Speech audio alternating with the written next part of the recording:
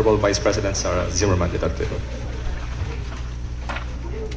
Ay, pwede ko mag-request. Pwede thematic yung questions para hindi nagugulo yung sagot.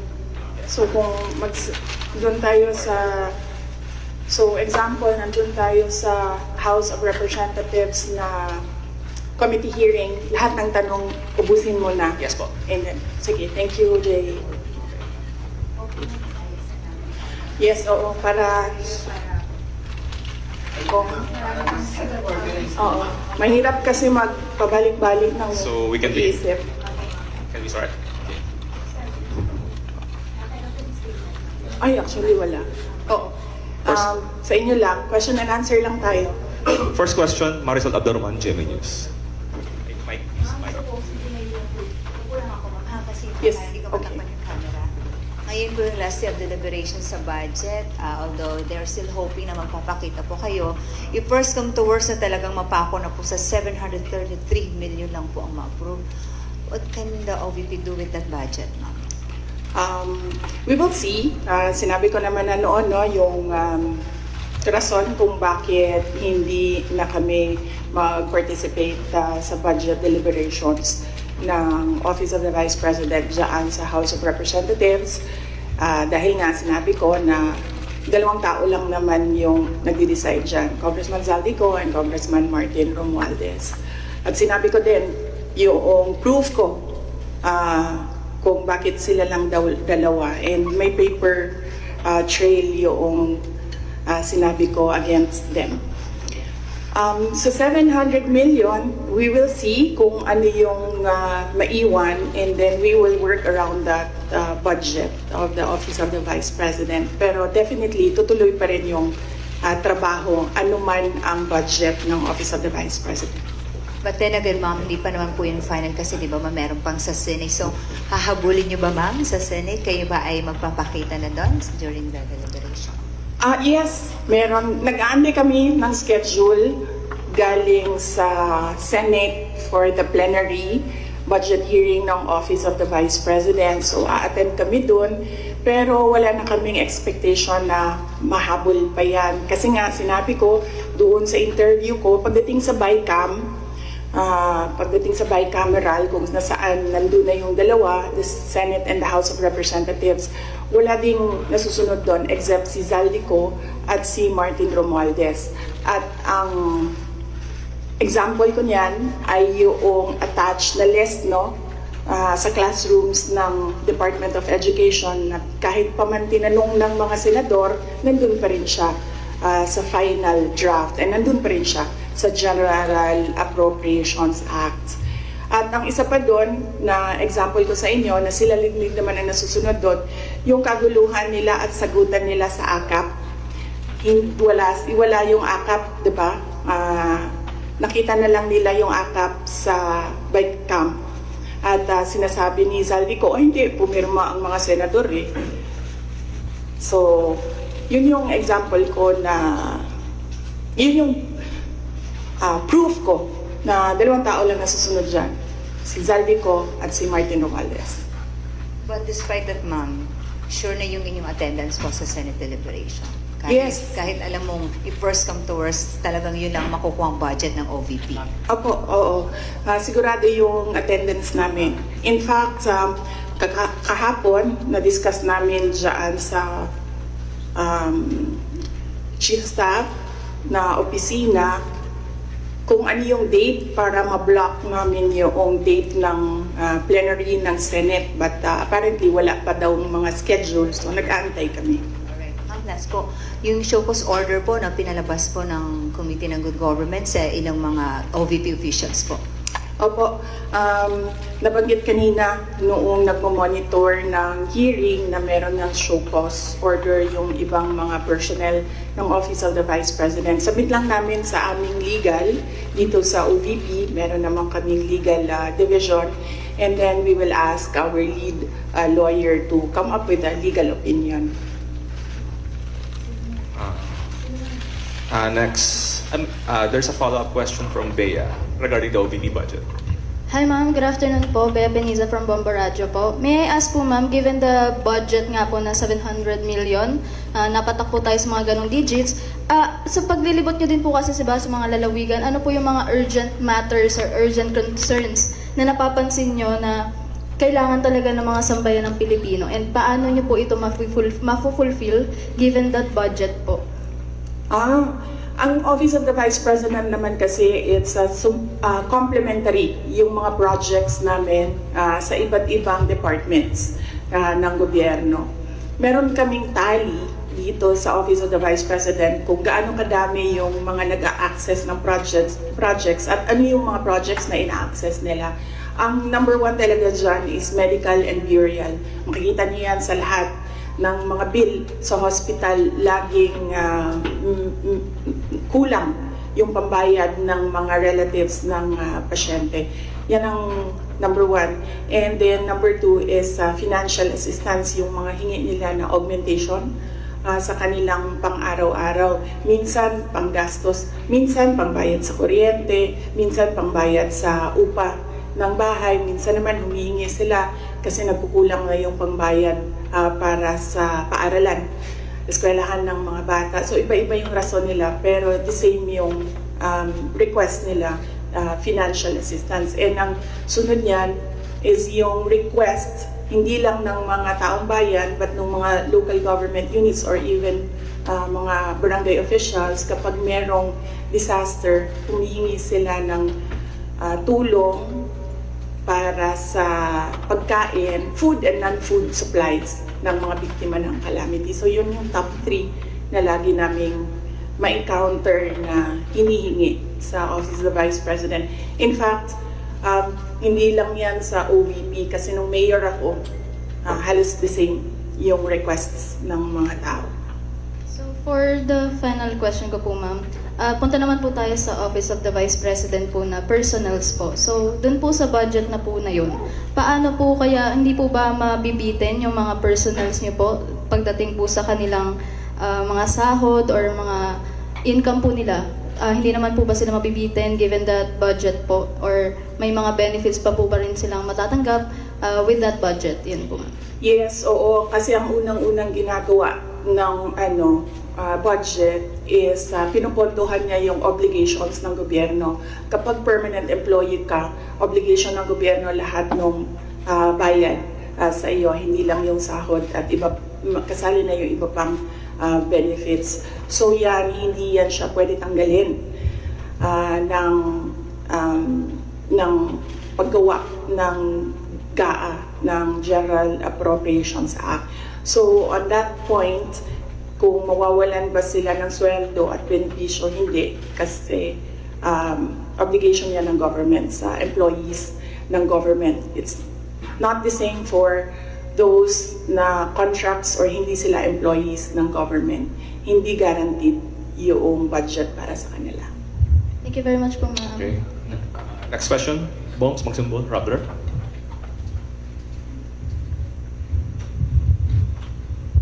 Good afternoon, VP. Yes. VP, as we're speaking right now po, mayroong ongoing House Pro. Actually, a minutes ago, former Undersecretary Gloria Mercado says you gave her envelopes containing 50,000 each from February to September 2023 when she was with HOPE, or the Health Orchestrate Positive Learning, a DepEd project. She believes it could be to influence her decision as HOPE. Your response po? Dapat siguro kung mag-akusa siya ng ganyan, dapat may papel siya. Tulad ng ako, pag inaakusahan ako, pag sumasagot ako, binibigay ko yung papel.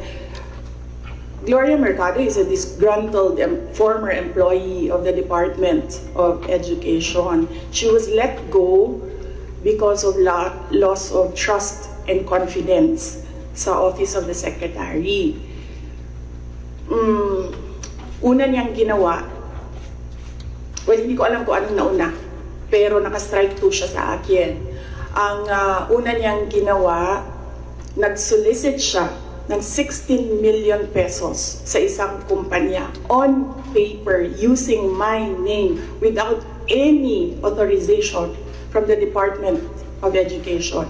Bibigay ni JC sa inyo mamaya yung papel. Kalagay doon.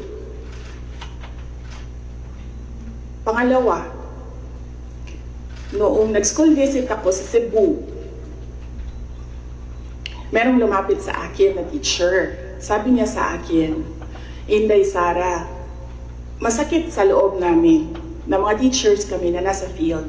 Tapos merong humahawak ng teacher items na wala dito sa aming probinsya o wala dito sa aming region. So, pinakwento ko siya. Iyon naman yung purpose ng aking mga school visits, di ba, sa iba't ibang lugar naman sa. Sabi ko, one-on-one tayo, kwento mo lahat sa akin. Ano? And then it turned out, ang HR mismo ng Department of Education, our undersecretary, took a teacher item from Region 7, nilagay niya sa central office for a non-teaching task. Ginawa niyang executive assistant niya. Ang apelido nun, Villar. Meron niyang paper trail. So, nung bumalik ako sa central office, tinanong ko, totoo ba na meron tayong teacher item galing sa Region 7 na nandito sa atin? Totoo daw, nasa HR. HR pa mismo ang gumawa ng parang injustice sa teachers namin sa field. So on that second point, hindi ko na pinalampas.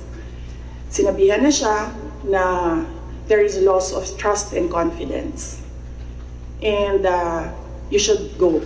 And then she said na, pwede ba mag-retirement na lang ako instead na paalisin ninyo ako. Kasi ang tagal ko na, matanda na ako.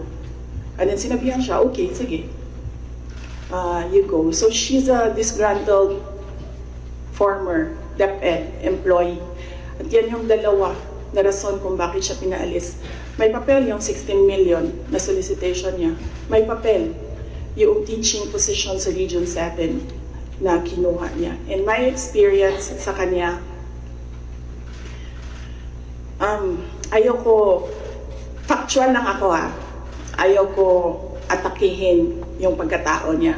Pero when she was HR of the Department of Education, meron kasi akong time dyan for our USEX and ASEX na hindi execom. So, pinapapunta ko yan sila kung sino man yung merong concern, sino yung may problema, pumunta kayo sa akin, mag one-on-one tayo. So, one of those times na one-on-one kami, siniraan niya yung isang USEC, isang ASEC ng Department of Education. And bago pa lang kami nun. In fact, pag alis ko, 2 years lang kami, very, very new. Na nagulat ako, kasi HR ka eh. Pag HR ka, hindi dapat ikaw yung mag-cause ng away-away sa loob ng institusyon. Dapat ikaw yung maging peacemaker. But siniraan niya yung isang ASEC and isang USEC sa akin mismo. And nagulat ako. Why attack the ASEC or the USEC sa kanilang pagkatao? Hindi naman trabaho. And then, ganun din na ginawa niya. Nung malis na siya sa Department of Education because of the 2 points, lumipat siya sa Senate. One of the offices of the senators din nandiyan yan siya ngayon. And yung isang kaibigan ko doon sa Senado, narinig namin na sige na siya atake. Inaatake niya si Michael Poa, si Reynold Munsayap, si Gerald Chan. Nang iyan ngayon yung nakapangalan sa kanyang statement. Kaya kami, nung nagbasa siya kanina ng statement, hindi na kami nagulat. Kasi naririnig na namin sa opisina, dyan sa Senate, yung mga pinagsasabi niya after she was let go. I think, hindi lang siguro niya matanggap na kasalanan niya kung bakit siya pinalayas sa Department of Education. Pero hindi din talaga namin matanggap na magsusolicit ka sa isang private company on paper 16 million. And then, kukuha ka ng teacher item sa field, gagawin mong EA sa central office. Hindi pwede yun. VP, in relation to that, since you brought up yung names po ni Attorney Poa and Attorney Monsaya. So during the probe earlier, she said that yung reason daw kung bakit daw siya nilet go ng DepEd nyo po was that she disagreed daw with Attorney Monsaya's suggestion that bidders in the DepEd computerization program just discuss it among themselves to avoid failed bidding. Ngayon ko lang narinig yan. Sa kanya ko lang narinig yan. Pero ako ang nagsasabi, kasi I was the one who fired her out of the Department of Education. Yung dalawang rason na yon, ang rason kung bakit siya pinaalis sa Department of Education. And as I said, may papel yon. Ibibigay namin sa inyo ang papel. Ang HR record ni Villar, nasa Department of Education din. In fact, hanggang ngayon si Villar nasa region. Kasi sinabihan niya yung region bago siya umalis na ilagay yan sa region, wag yan sa teaching position. Pero that person is holding a teaching position. Any more questions regarding the HOR probe? Dempsey, Philippine Inquirer. Hi ma'am, good afternoon. Regarding din sa probe, kasi apparently parang there was a response from some of the congressmen about yun nga, yung sa, dahil wala nga po kayo ngayon doon, won't you ever attend the House probe naman? Parang, is there a chance that you might still appear there or at least, kumbaga parang have any other responses in responses sa sinasabi nga nila na hindi raw po kayo umaattend doon sa mga ongoing na inquiry ngayon relating to the alleged anomalies during your time sa DepEd? Opo. Nasabi na po namin doon sa opening statement ko kung ano yung sa tingin ko ginagawa ng House of Representatives. And lahat naman sa mga sinabi ko, meron kaming basihan. At sinabi ko doon na what they're trying to do is they're trying to make a case for impeachment. Kasi last year pa yan nila gusto talagang gawin. They're trying to make a case for impeachment. Eh dahil wala silang ebidensya, ang ginagawa nila, nag-fishing sila dito sa mga tanong sa loob. Kung marinig nyo, o di ba mali? Di ba mali? Ginagano nila yung sumasagot na COA resource person. And of course, ano lang ba ang rank and file? Siyempre, congressman yung kaharap mo. E di sasabihin mo, oo, may mali.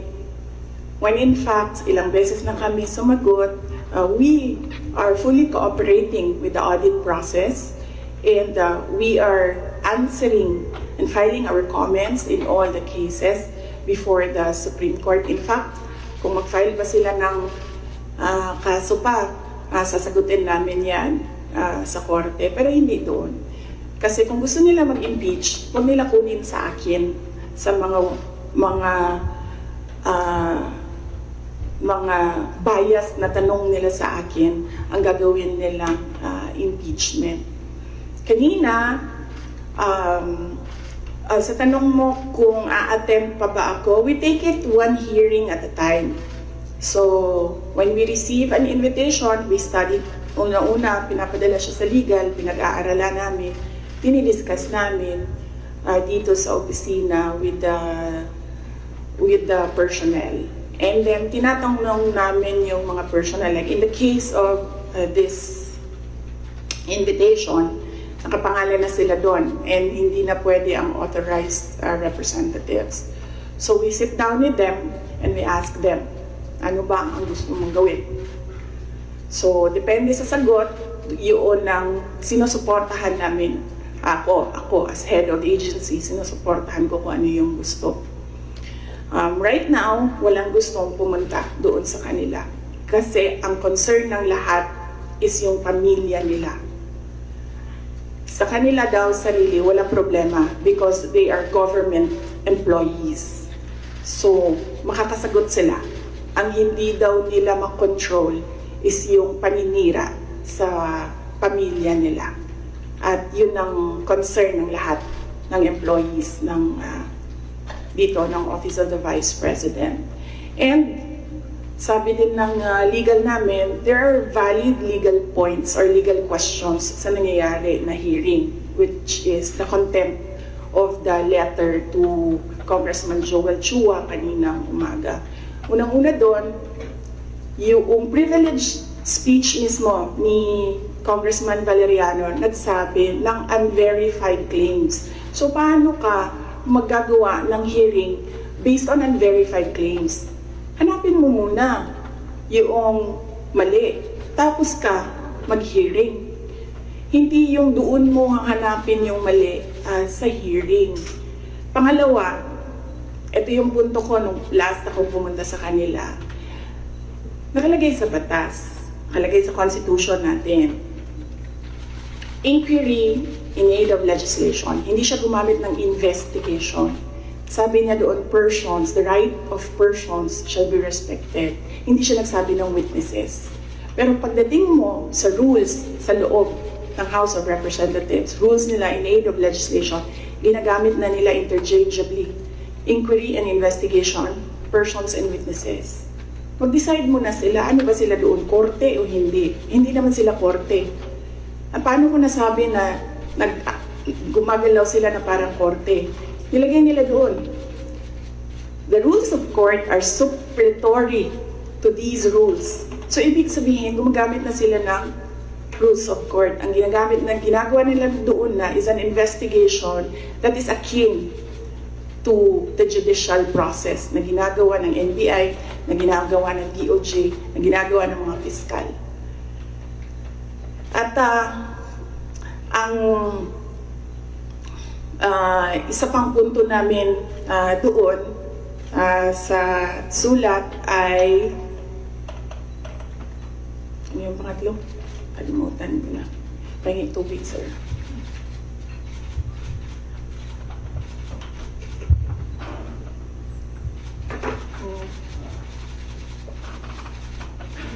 Okay.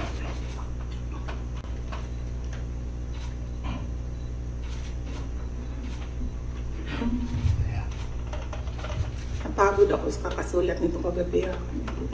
Ano oras ito? Pinadala ko. 12:35 a.m. Ito na. Thank you.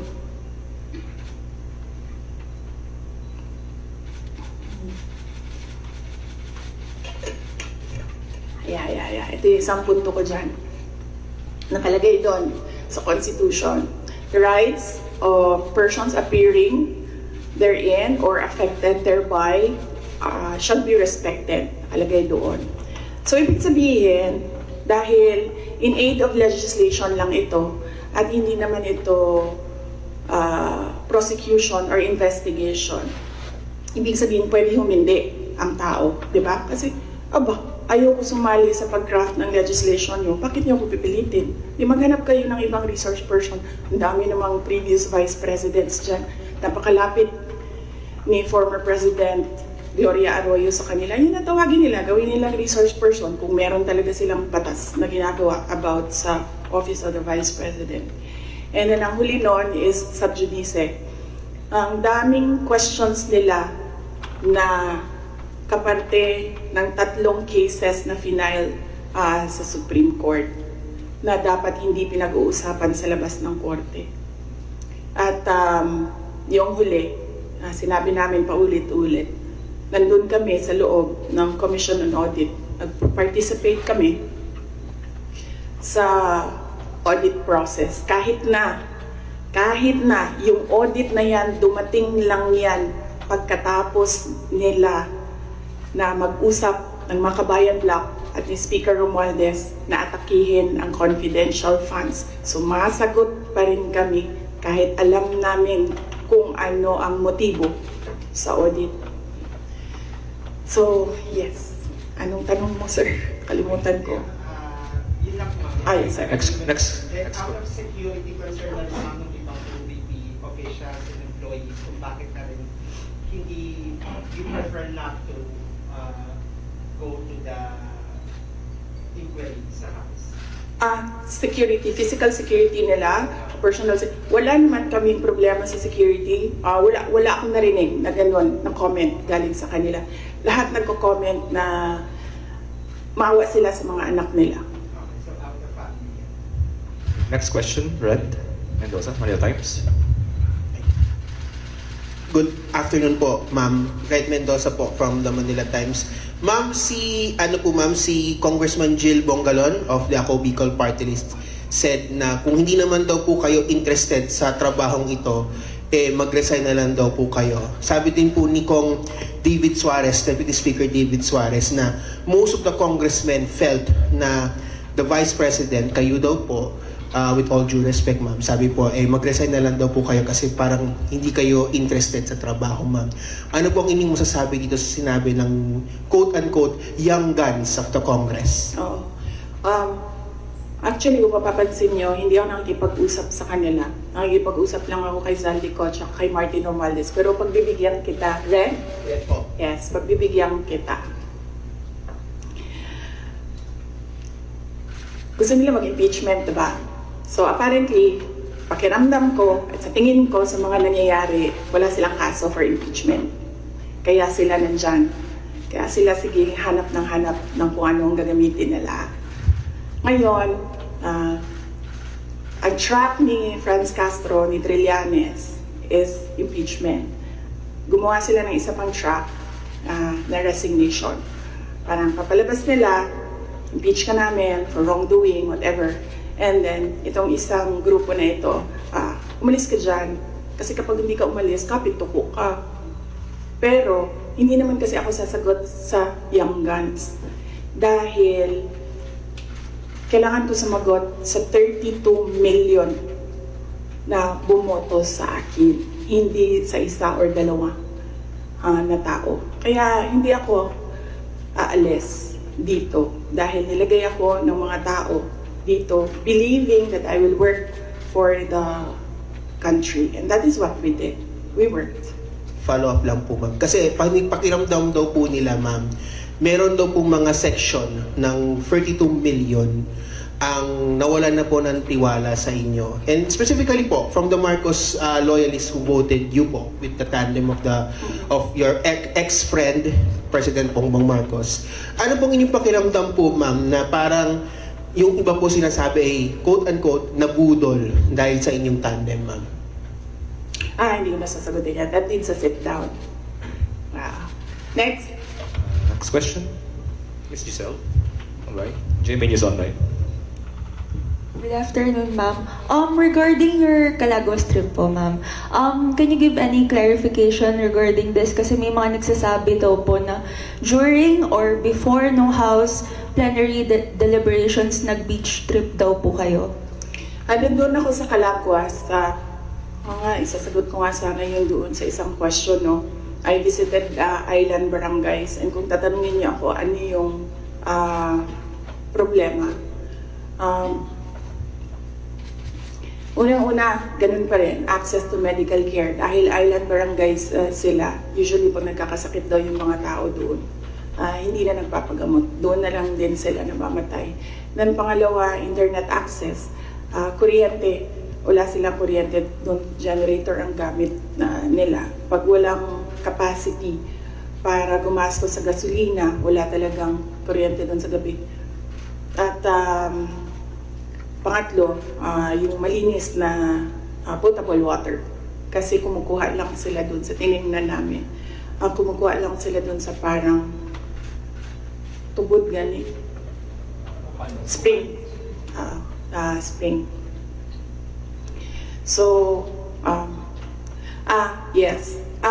I think, nabasa ko naman yung report ng Philippine National Police. Accurate naman, tama yung lahat. Ang report nila. 6:32 was it na umalis ako doon sa Calaguas. Nang Monday po, ma'am. Ng Monday, yes. 6:32 ng Monday, umalis ako doon. Ang budget hearing started 10 a.m. So tama din ako. Walang budget hearing na nangyayari at 6:32 a.m. Walang congressman magigising ng 6:32 a.m. para magtrabaho. Ang gumagawa lang ng ganyan ang mga executives. na hindi natutulog para magtrabaho. So, at by the time na nag-hearing sila sa budget, 10 a.m., nandun na kami sa Vinson's poblasyon. Umiikot na kami doon sa iba't iba nilang landmarks sa Vinson's. I'm happy na dahil sa aking pagbisita doon ay na-highlight ang Calaguas Islands. They need more visitors there kasi karamihan sa kanila they depend on tourism na nangyayari lang kapag summer kasi medyo malayo yung boat ride tsaka choppy yung balon nila. Ano sa'yo? Maalon. Yes. Next question, Mr. Jason Rubico, SMNI. Other topic? Yes. Baka may question pa sila tungkol sa Any other follow-up questions? Sa Bicol, tapusin muna natin yung Bicol. Former Vice President Lenny po. I did not have permission from Vice President Lenny to talk about what we talked about. Pero ito lang yung gusto ko sabihin din sa mga tao. Hindi ba dahil kasi hindi alam ng mga tao or walang picture na lumalabas ay hindi ko ginagawa. Isa sa mga tasks na nilista para sa akin dito sa Office of the Vice President is to visit former Vice Presidents doon sa mga residences nila. Ang una kong nabisita, syempre, hindi alam ng mga tao kasi wala namang lumabas na picture, but mag-excuse lang ako sa family. Binisita ko si former Chafisto Gingona, former Vice President Chafisto Gingona sa bahay nila. So, I was welcomed there by the family. Nagkausap din kami ni Sir. And then, next was former Vice President Erap Estrada. Binisita ko din sa bahay niya. Anong purpose ng pagbibisita ko? Nagpapakilala ako sa kanila. Nagsasabi ako na ako yung Vice President at sinasabihan namin sila as former Vice Presidents, we owe it to them na kung may kailangan sila, susuportahan namin sila, yung opisina ng OVP. And we invite them to lend us memorabilia para sa Office of the Vice President Museum. So binisita ko si former President Erap Estrada sa bahay niya. Binisita ko si former Vice President Gloria Macapagal Arroyo sa bahay niya. And then ngayon, I had the opportunity to visit Vice President Robredo sa bahay niya. So dalawa na lang, and I still have 4 years to go. Dalawa na lang ang hindi ko pa nabibisita sa bahay nila. Si former VP Binay and former VP De Castro. Follow-up? Yes. Tungkol sa pala yung question. Ma'am, yung comment niyo po doon sa sinabi po ni spokesperson ni Vice President Lenny na si Sir Barry na feel nila nagamit po ninyo sila. Hindi ko na sasagutin si Barry. Kung meron akong sasagutin, dito lang ako sa taas. Si Vice President Lenny, or si President Marcos, or si Zaldico, or si Martin Romualdez. Yeah. For clarification, ma'am, yung meeting with Vice President Lenny, was it planned po or hindi planado yung pagpunta po natin doon?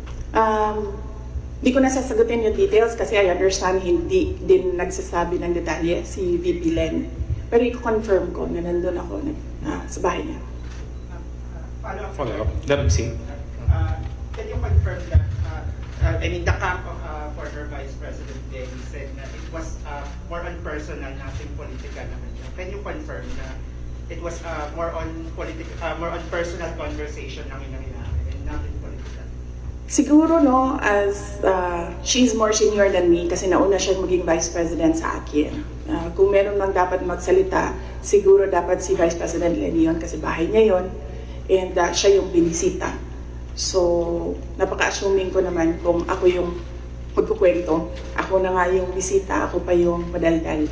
So, kung si Vice President Lenny Robredo ay walang sinasabi, respetuhin natin kung ano yung gusto niya. Same answer yung kanina. Next question. Follow-up ka. Lance? From Newswatch Plus from this year. Siyempre nagkaroon po ng ilang parang ideas na possible daw na magka-alyansa in the future because of that meeting. Pero kayo po ba, bukas po ba kayo na in the future ay makipag-alyansa sa politika with former VP Robredo? Hindi yan yung nasagot ko, no? Pero nasagot ko na yung question about political alliances noong araw na umalis ako sa Department of Education. Sabi ko doon, inimbita ako ni President Marcos na sumama sa kanila. Inimbita din ako ni former President Duterte na sumama din sa kanila. And right now, hindi ako, ang sinasabi ko nga noon, I'm single and ready to mingle. But right now, hindi ako handa na sumama kahit kanino man because kailangan ko muna ayusin at ipagtanggol ang Office of the Vice President. So nandun tayo sa protect the Office of the Vice President na isa sa mga, of course, duties ng Vice President. Next question, Kat Domingo, ABS-CBN. Ma'am, still on this topic, mayroon pong ibang mga political analysts who are saying that you are who are accusing you of using your visit to Naga as a diversionary tactic, allegedly, doon sa mga intrigues sa inyo sa House of Representatives, particularly the budget hearing. Your defense to this, ma'am? Unang-una, ang diversionary tactic, walk the dog na nga sinabi ko noon na ginagawa is yung pag-atake sa akin. Nakita nyo, wala na tayong pinag-uusapan patungkol sa bansa, kundi si Sara Duterte.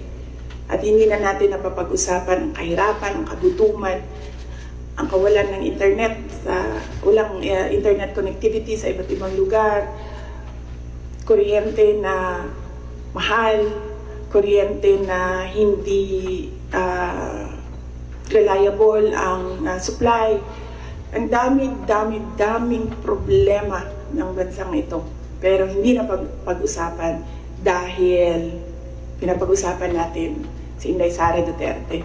Pero wala namang problema sa akin yon. Kaya ko naman sagutin yan lahat kasi alam ko naman wala akong ginawang mali. So kahit ano pang itapon nila, sasagot ko yan.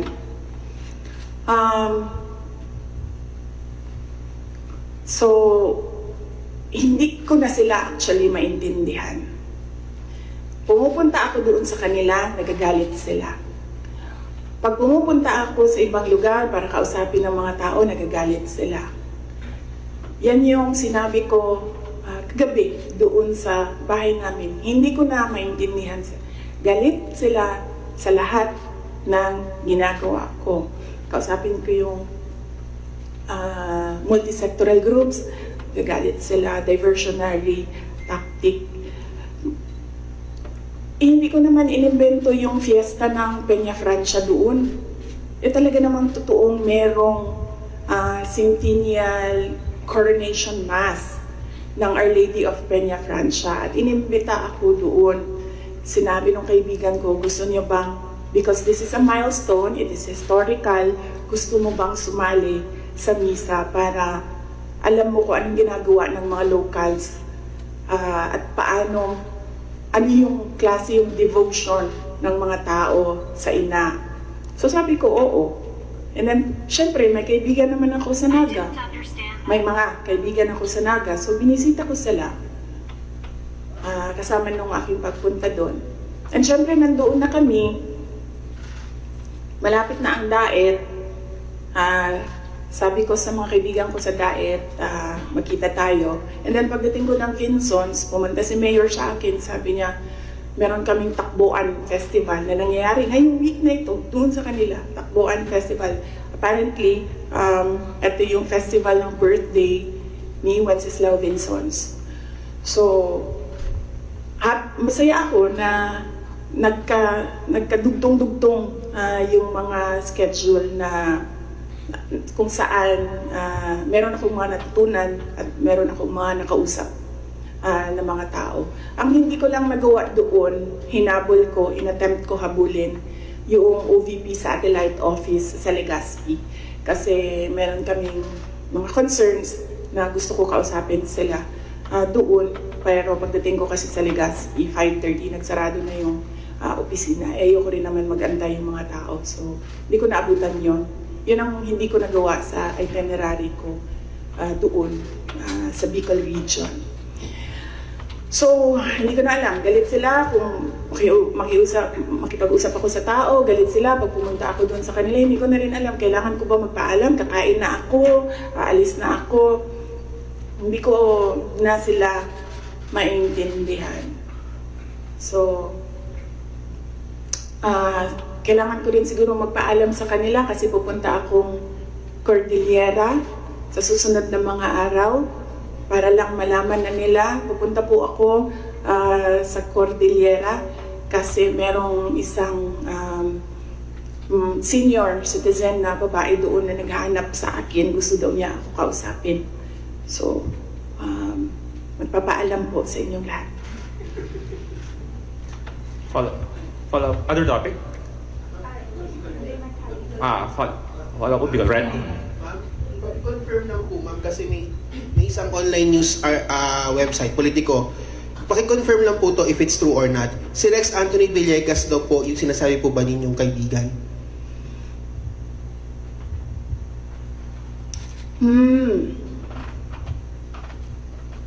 Hindi ko alam kung nagsalita si Asek Villegas. Hindi ko alam. Sorry, I have no information right now kung ano yung sinabi ni Asek Villegas. Siya po yung na-identify na Bicolano friend na nag-broker sa meet ninyo with former Vice President Lenny Robredo. Oo. Siguro ang tamang dyan is tanungin diretso si Asek Rex Villegas. Other matters? From our friends from the Foreign Correspondent Association of the Philippines, Mr. Ken Sasaki, Japanese News Bureau. Good afternoon, ma'am. Hello. You understand Tagalog? That's No? so sorry for Japanese So, news. how did you understand my answers earlier? sorry. Just It's Go ahead. okay. Go ahead, Sasaki-san. Oh, I love Japan. thank you. It's my favorite country in the world. Yes. Next to the Philippines, because the Philippines is given already because I live here and this is where I die. But countries to visit, number 1, Japan. I also love your country. Thank you, thank you. You should visit Calaguas. Yes, I did. Beautiful. I did. I love Oh, it. you did? You've been there? Yes. Oh, so beautiful. Yes. I've never seen any beach as beautiful as Calaguas. Go ahead, Sasaki-san. Yes, sorry. Recently, your father publicly said that from one family, one president is enough. Do you agree with this? One family, one president. Well, if there is a law, then we should follow the law I think this is in relation to family dynasties of people running for offices in government. If there is a law, we will follow the law. I have no problem. I've always said that my dream was to become a pediatrician, a doctor. My dream was not to become a mayor, a vice president, or a president. So I don't have problems with not becoming president of the Philippines. I talked to my friend in Cambodia and I learned that they have a 16 million population. I said, I'll run for president in Cambodia. It's easier. It's just 16 million. And hopefully additional. So how do you think about the current president, who is the second from one family?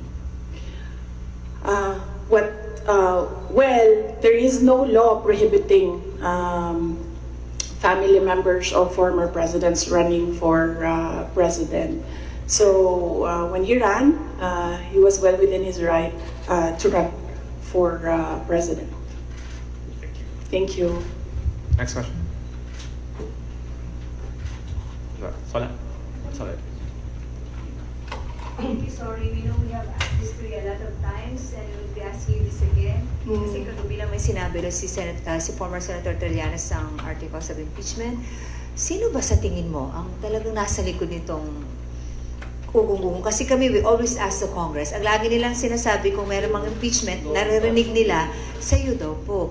So sorry, we have to ask you again, ma'am.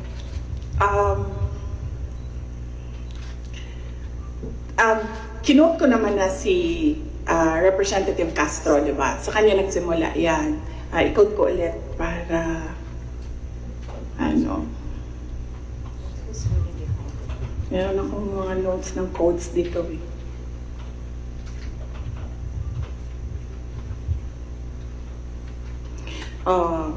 Ito yun, Inquirer ito, yung kinuha ko. Pero I think kinary din siya ng iba't ibang media outlets. The impeachment is especially on the misuse of public funds and technical malversation and violating the 1987 Constitution because a government official is bound to follow the Constitution. So last year pa lang, meron na siyang grounds for impeachment. Kaya sinasabi ko, ginagawa nila ng paraan, pumasok lahat nung kailangan nila doon sa pinag-usapan nila na grounds. And then yes, nagsalita kanina, sinabi ko, one track is impeachment. Nandito si Castro, nandito si Trillanes. Sino, alam ko kung sino, pero hindi ko siya masabi. At the proper time, siguro, pag lumabas na yung story about sa kanya, sasabihin ko yung lahat ng alam ko. Pero hindi pa kasi lumalabas dito sa hearing yung pangalan niya eh. So, pag merong nagsalita dyan about sa kanya, sasagutin ko, sasabihin ko kung sino. So, iisa lang ang handler ni Risa Ontiveros, ni Sonny Trillanes, at ni Franz Castro. Although si Franz, parang I think she's serving two masters. Hindi siya direct doon sa isa. Dito lang siya sa isa. Isa lang ang handler nilang tatlo. Kasi ang dami nyo ng materials pag inubos natin lahat ngayon, wala na kayong trabaho bukas, sa susunod na araw, sa susunod na buwan, ano po yung trabaho ninyo, wala na kayong balita, hindi. Hindi. Alam niyo naman eh, gusto niyo lang manggaling sa akin. Alam niyo kung sino, gusto niyo lang manggaling sa akin. Pero mamaya na, kasi meron kasi siyang kwento eh. Kasi hindi pa kasi lumalabas, so hindi ko malabas yung kwento. So, Sa hearing na lang dito.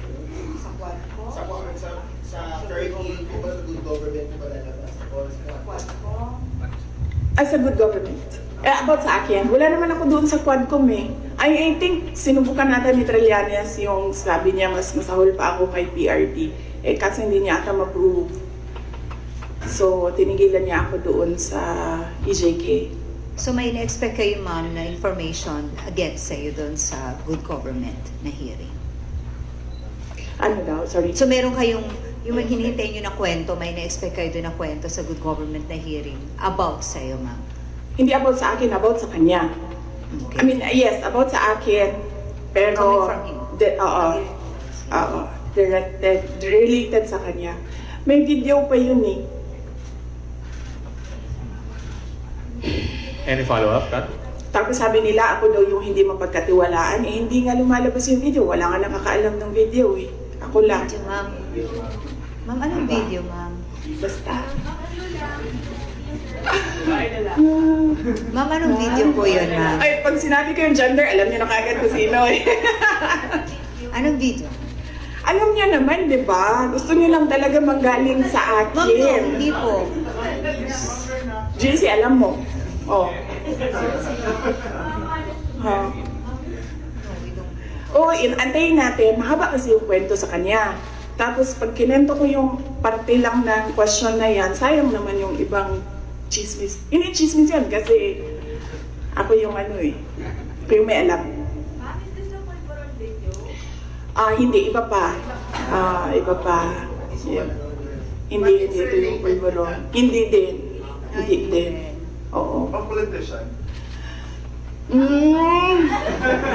Wala na bang question? Ano na ito?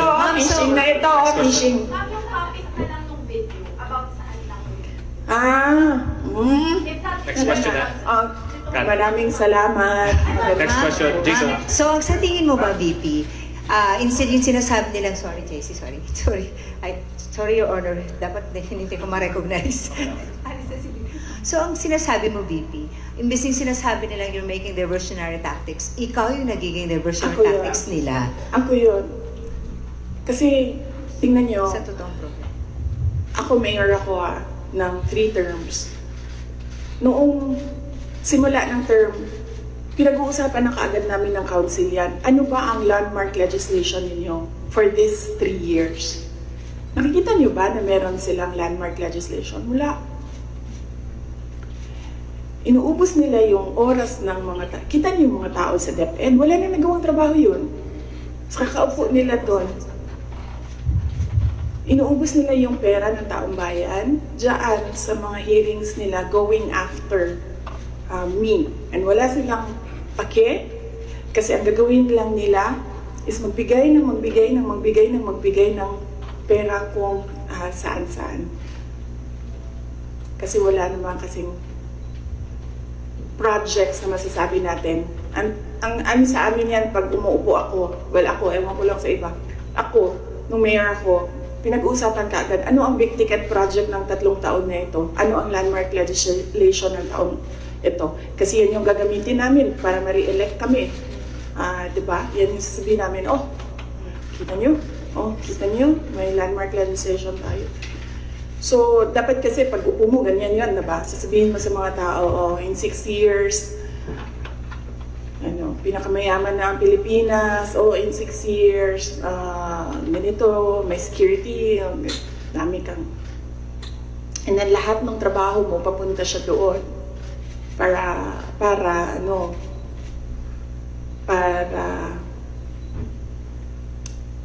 pag-alis mo, nakikita ng mga tao yung trabaho for the past 6 years.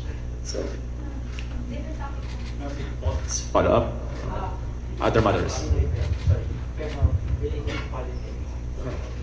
oo, okay lang kasi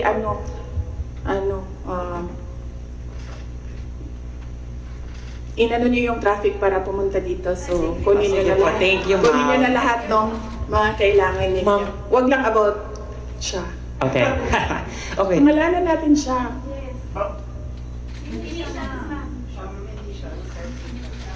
Ano ba?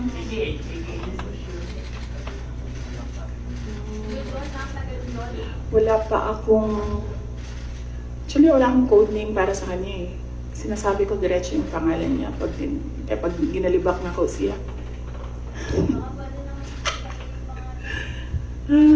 Okay. Ma'am, COC filing na po next week. Will you be endorsing like senators? Or may Senate slate po ba kayo? Sa ngayon, wala. Wala akong Senate slate, wala akong senators. Kasi nga sabi ko, nakatutok kami defending the office of the Vice President. I feel that that is my primary duty right now, to defend the office. So, nakatutok lahat ng effort ko doon. Pero, we'll see. Malayo pa naman kasi yung kampanya. Sa February pa siya magsisimula. So, tingnan natin, baka pagdating noong February, medyo maluwang na and pwede na mga kampanya. Mrs. Shell. Last. Pwede ba? Sorry, when you agreed to run with President Marcos in 2022, did you ever imagine yourself being at the center of controversies and even impeachment rumors less than halfway into your term? Kasali yan sa sit down. Next na yan. Yes, ma'am. Mrs. Shell, follow up. Sorry. Last na. Ma'am, you previously said po na 3 Dutertes will be running for the Senate. Magtutuloy po ba kaya ito? O naku, hindi ko alam. Basta naririnig ko lang siya sa mga grupo nila, mga tao na nakapalibot sa kanila na tatakbo daw, naghahanda, tumakbo. Hindi ko lang alam kung sasabay-sabay silang tatlo. Pero if ever, ma'am, you'll be supporting them po. Yes, of course. Nandito ako para sa kanila. In fact, nagtanong na ako sa kapatid ko sa Slate doon sa Davao City, pati yung mga konsehal, tinanong ko sila. Sabi ko, meron ba akong matutulong sa inyo? And then they all said na, wag ka nang tumulong dito, kami nang bahala. Naiintindihan namin na mas marami nga problema kaysa sa amin doon, dito sa Davao City. So, okay lang sa amin. Okay lang kami. Yan yung sagot nila doon. Sorry, ma'am. PDP has allied with 3 parties. Ang HNP po ba ready to ally with the PDP?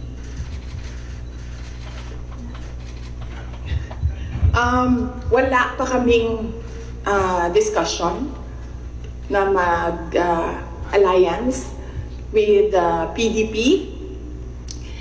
But hindi ko alam kung bakit gusto pa nilang makipag-alyansa sa amin. Dalawa lang kami doon na sa partido. Ako tsaka si Mayor Aldavid Uy ng Samal. Kami na lang dalawa na nandoon sa partido. Sa HNP, yes. Last question, Kat Domingo. Ma'am, you had a family dinner, I think, or lunch. Complete family, may photo po. PRRD, your mom, Mayor Baste, Congressman Pulong, and you, I think, in Davao City. What was discussed there politically? Ano rin po yung advice sa inyo ni PRRD when it comes to defending the office of the Vice President right now? And thirdly, meron po bang mga humihingi ng endorsement nyo for the 2025 midterm elections? Okay. Meron bang humingi ng endorsement? Wala naman for the 2025 midterm elections. Ano ang advice ni PRD in defending? PRD, talaga, iniisip niyo, magbibigay ng advice yun. Yan, sasabihin lang nun, sapakin mo na yan, suntukin mo na yan, sunugin mo na yan. Ganun. PRD is a jarhead, no? Alam naman natin lahat yan.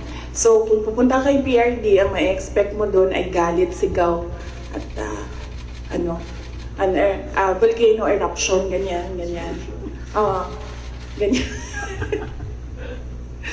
So wala siyang advice defending the office of the Vice President. Ano pa ba yan? Nag-discuss ba kami ng political? Wala kasi matagal yung discussion about family. Nag-rundown kasi sila isa-isa sa apo, yung mag-asawa or mag-ex. Sorry sa mga girlfriends. Nag-rundown sila sa mga apo. So, inisa-isa nila from the eldest apo, anong nangyayari, anong ginagawa, and then sunod na apo. So, lahat ng parent sumasagot. Like, PZD answered para sa mga anak niya, and then Baste answered para sa mga anak niya, and then ako ay answered para sa mga anak ko. So, yun yung nangyari. So, medyo mahaba yung discussion kasi marami silang tanong regarding sa mga apo nila. Ay naku, si PRD, pag sinabihan mo ICC, sasabihin niya sa'yo, babarilin ko sila lahat. So yeah, no, wala. There's no talking to PRD. Pero si PRD po, parang nagsasabi na hindi siya yung ako. Kasi may service na boss. Oh yes, oo.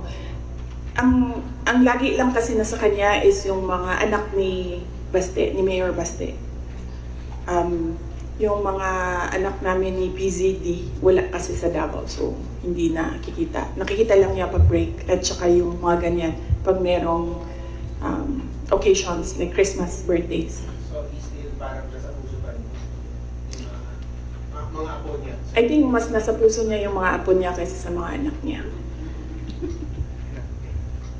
Okay? Are you guys satisfied? Okay.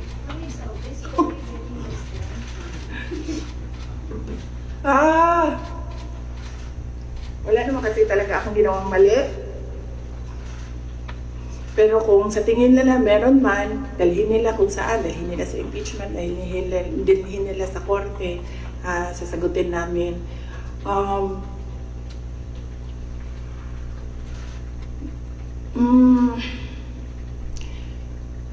Yun. Kaya ako very casual kasi masasagot ko kasi lahat ng sasabihin nila. Minsan lang, hindi ako nagsasalita. Kaya mukha siyang walang sagot. Kasi minsan, ayoko na rin na magsalita kasi nakakapagod na sila. Nakakapagod yung galit nila actually. Yun yung nakakapagod. Pero kung meron kayong kaaway, maasahan ako. Tawagin ninyo ako. Basta away, maasahan talaga ako. Thank you. Thank you very much, OPM Media. Salamat. Thank you po.